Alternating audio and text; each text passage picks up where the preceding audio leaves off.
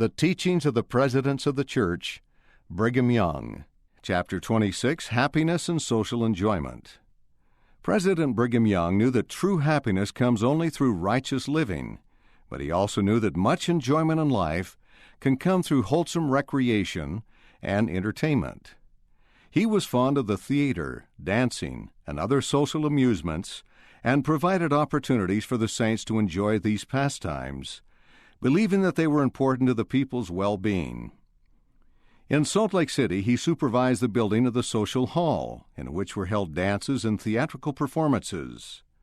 In referring to the social hall, he stated, "That is our fun hall, and not a place in which to administer the sacrament. We dedicated it to the purpose for which it was built. You know what spirit attends that room. There we have had governors, judges, doctors, lawyers, merchants, passers-by, etc., who did not belong to our church, and what has been the universal declaration of each and every one? I never felt so well before in all my life at any party as I do here, and the saints do not feel as well in any other place of amusement. Everything in its time and everything in its place." Deseret News Weekly, March 26, 1862, page 1. Teachings of Brigham Young. True happiness is found in righteousness and service. What principal object have human beings in view? Happiness. Give me glory, give me power, give me wealth, give me a good name, give me influence with my fellow men. Give me all these, and it does not follow that I am thereby made happy. That depends altogether upon what principle those acquisitions were gained. Discourses of Brigham Young, page 235. We are all searching for happiness. We hope for it. We think we live for it. It is our aim in this life. But do we live so as to enjoy the happiness we so much desire? Discourses of Brigham Young, page 236. Where is happiness, real happiness? Nowhere but in God. By possessing the spirit of our holy religion, we are happy in the morning. We are happy at noon. We are happy in the evening. For the spirit of love and union is with us, and we rejoice in the Spirit, because it is of God. And we rejoice in God, for He is the giver of every good thing. Every Latter-day Saint who has experienced the love of God in his heart, after having received the remission of his sins through baptism and the laying on of hands, realizes that he is filled with joy and happiness and consolation. He may be in pain, in error, in poverty, or in prison. If necessity demands, still he is joyful.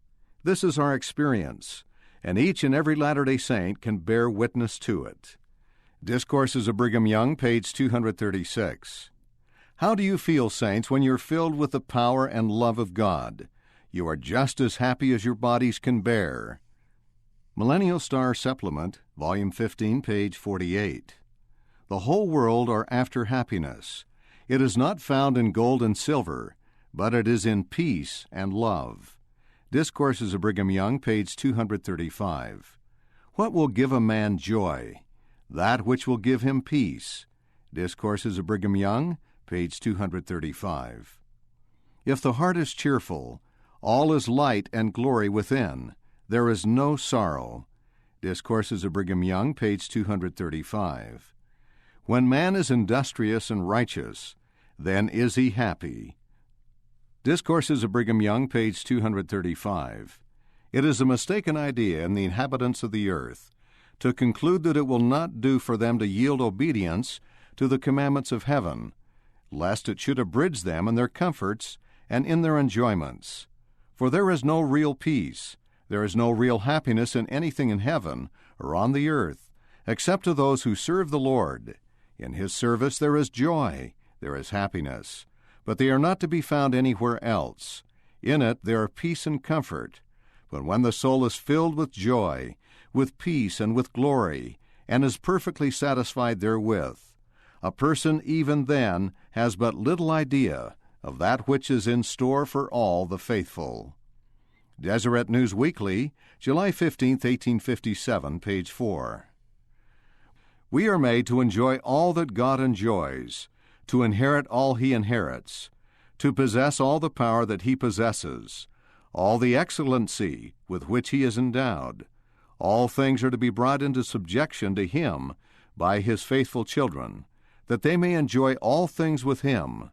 These considerations bring peace to the heart that is open to understanding. Discourses of Brigham Young, page 237. There is only one way for Latter-day Saints to be happy, which is simply to live their religion, or in other words, believe the gospel of Jesus Christ in every part, obeying the gospel of liberty with full purpose of heart, which sets us free indeed.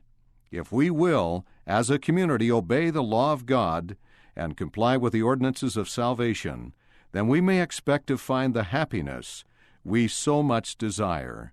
Discourses of Brigham Young, page 236. As I have frequently thought and said, when duty requires, I am happy in going from home, and I am happy in returning, for it is my greatest joy and comfort to do what the Lord requires of me, and what I know to be my duty, no matter what it is if the Lord requires it of me. This course gives joy and peace. Deseret News, February 6, 1856, page 4. Page 185. At the top of page 185, we have the American Fork Utah Brass Band in 1866. The Saints loved music, and almost every community had a band. Truly happy is that man or woman or that people who enjoys the privileges of the gospel of the Son of God and who know how to appreciate his blessings. Discourses of Brigham Young, page 236. We want to see every countenance full of cheerfulness, and every eye bright with a hope of future happiness. Discourses of Brigham Young, page 236. I say, if you want to enjoy exquisitely, become a Latter-day Saint, and then live the doctrine of Jesus Christ. Deseret News, semi-weekly, June 30th, 1874, page 1. The person who enjoys the experience of the knowledge of the kingdom of God on the earth, and at the same time has the love of God within him, is the happiest of any individuals on the earth. Discourses of Brigham Young, page 235.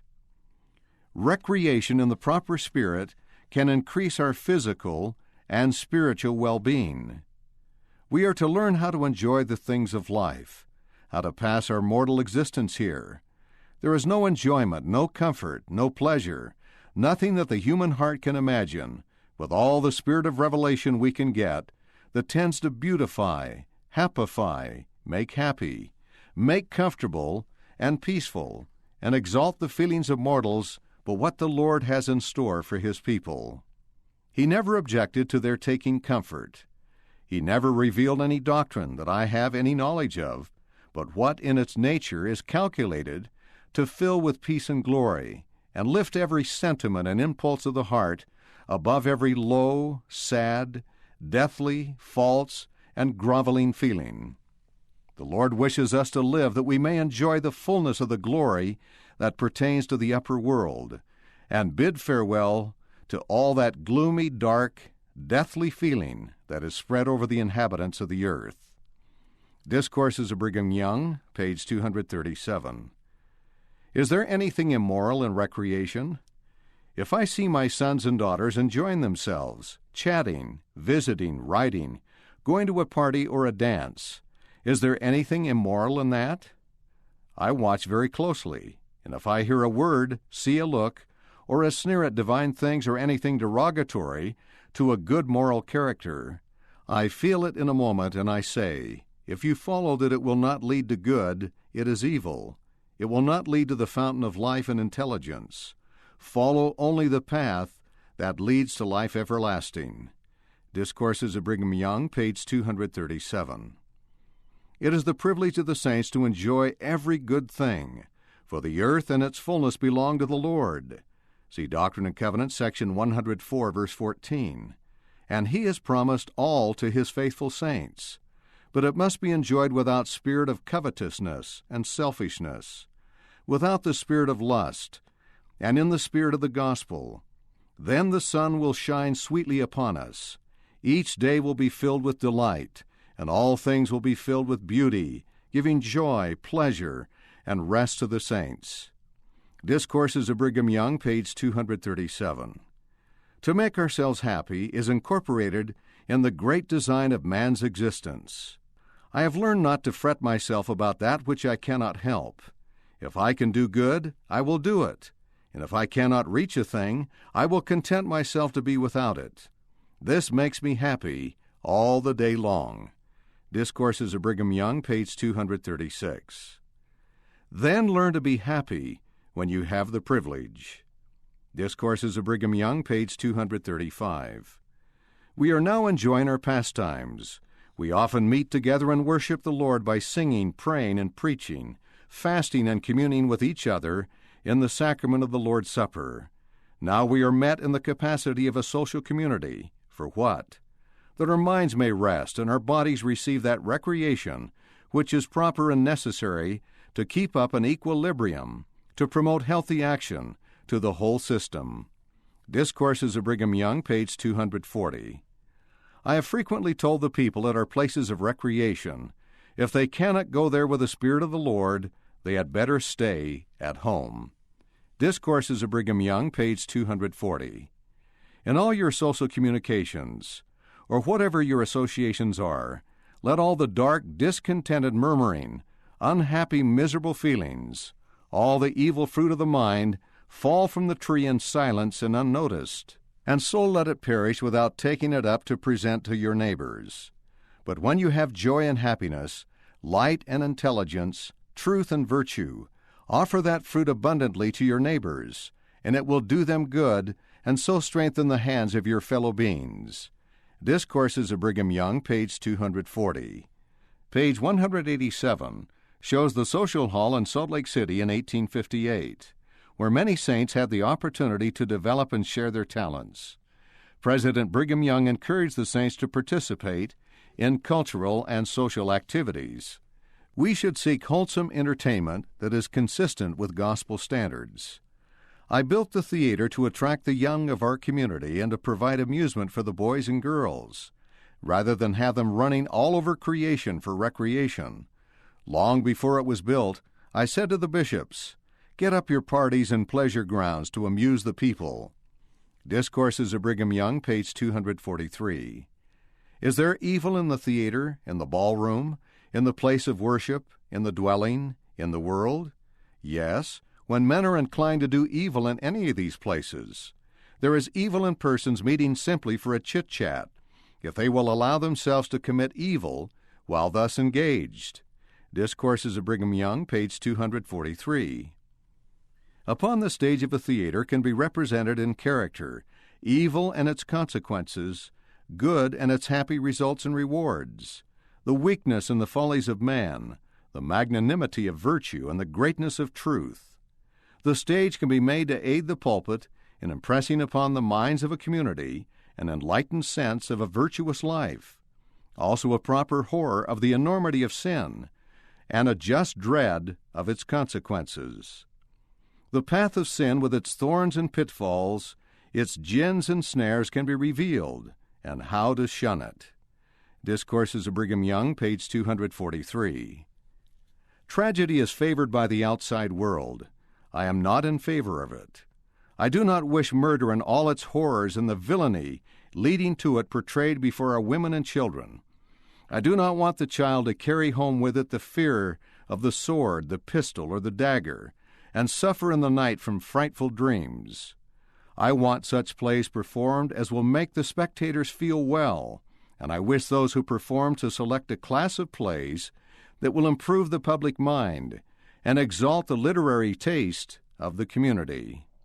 Discourses of Brigham Young, pages 243 through 244. If you wish to dance, dance, and you are just as much prepared for a prayer meeting after dancing as ever you were if you are saints. If you desire to ask God for anything, you are as well prepared to do so in the dance as in any other place if you are saints.